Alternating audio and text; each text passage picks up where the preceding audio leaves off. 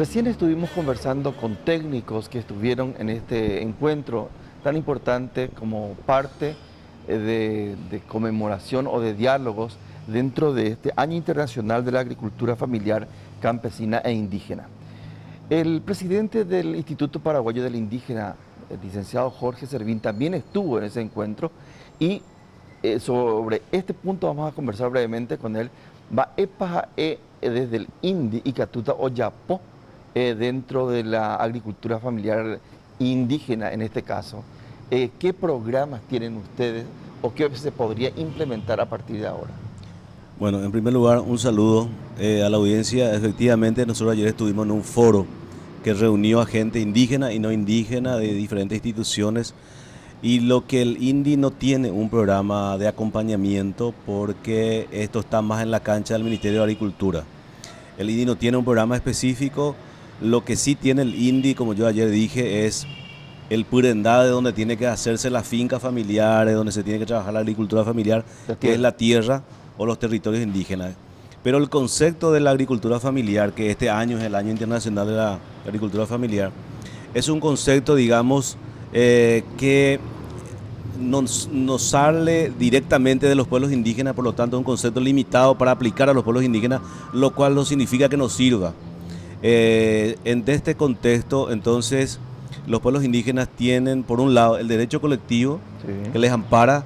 La tierra no es como una tierra campesina que tiene un lote individual de 5, 2, 20 hectáreas, sino que usan la territorialidad o el espacio físico de manera colectiva y eso está garantizado, lo cual hace una diferencia ya desde el vamos, digamos, en términos jurídicos.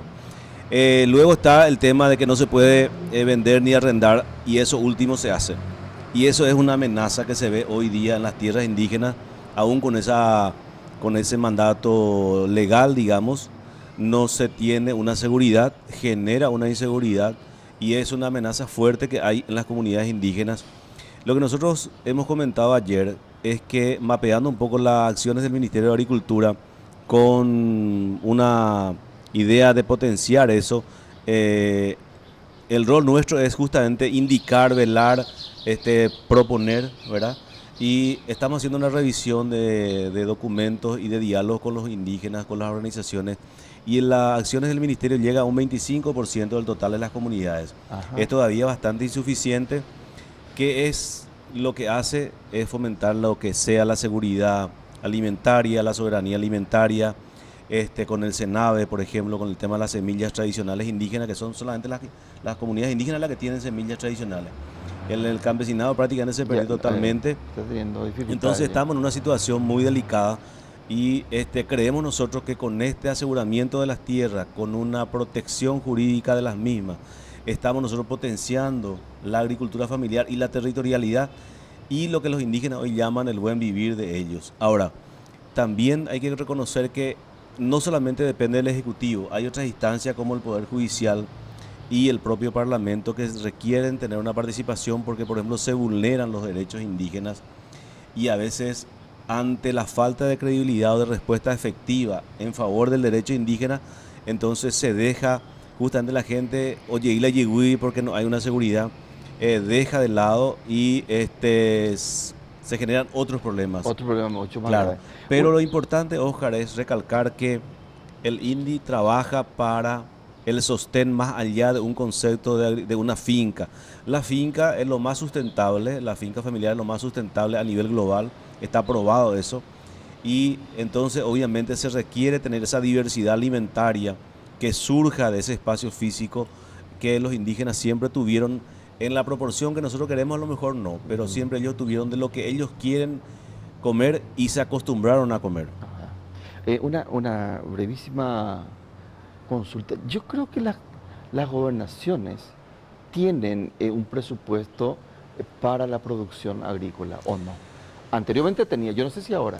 Las gobernaciones tienen un presupuesto y entre el presupuesto que dispone tienen que destinar para las comunidades indígenas afectadas a su departamento. Eso está, digamos, en una ley que crea las gobernaciones. Hay un inciso K de la ley que habla, el artículo no recuerdo ahora, pero sí tienen un compromiso de atender las comunidades indígenas. También los municipios, en algunos municipios trabajan con las comunidades indígenas y sobre todo los municipios chaqueños que tienen alta comunidad indígena. Tenemos experiencia reciente de contribuir, por ejemplo, con el municipio de Irala Fernández, con otros como Pinasco y demás, donde nosotros proveemos el gasoil para que los tractores aren las tierras indígenas. Ajá. En el caso de Irala Fernández, unas 3.000 familias, contribuimos una parte de esas acciones. Entonces son cuestiones que de repente solamente con esas alianzas se puede llegar a una cobertura de potenciar, digamos, el concepto de finca familiar, pero más allá de la finca familiar, todas las cuestiones que tengan que ver con la seguridad alimentaria de las comunidades. O sea, tenemos entonces, el INDI no está promoviendo, no tiene presupuesto para eso, pero tiene el concepto. Tiene el concepto y además tiene el compromiso de acompañar o de velar o de orientar. Claro. Y entonces, con las gobernaciones y los municipios, se puede, por supuesto las organizaciones indígenas, se puede hacer bien la implementación o la promoción seguramente de mejores productos o más diversidad también en la producción de la Bueno, hay una primicia. Nosotros estamos trabajando la elaboración de un documento marco que surja desde el pensamiento indígena de lo que es su seguridad alimentaria y su soberanía alimentaria. Entonces, eso fue construido en un proceso de reuniones, talleres, encuentros, y lo queremos mostrar próximamente. Estamos trabajando en el documento, afinando todo el potencial que tiene el documento para después eso compartir con todas las instituciones y entidades de la sociedad civil, incluyendo las organizaciones indígenas, para que sea como la base del pensamiento. Pero va a ser este año. Claro, en este mes incluso queremos hacerlo fin de mes o en los primeros días de junio. Ojalá lleguemos para este fin de mes. Y entonces ahí se plantea todas estas cuestiones que tienen que ver con la comida, con el buen vivir, con el espacio físico, con la salud, con el bienestar, con el tecoazú, como dicen los indígenas, o con el tecoponá. El bienestar, la salud, la sabiduría, donde se reproduce la cultura, es la territorialidad. Entonces, esto, digamos, yo como colorario del diálogo que estamos teniendo, menciono porque es importante esto, no solamente anunciar ahora, sino mostrar más adelante. ¿Y qué se está produciendo? ¿Y qué está por producirse? Es lo que la gente quería saber. Hacemos una breve pausa para poder, al regresar, conversar sobre otros temas relacionados también al Instituto Paraguayo de la Indígena, al Estado paraguayo. Estuvieron también en los Estados Unidos en esta semana. ¿Qué fueron a hacer? ¿Qué planteamiento? Porque se fueron en la Corte Interamericana de Derechos Humanos y todo eso. Entonces, ¿qué tenemos como información que compartir enseguida?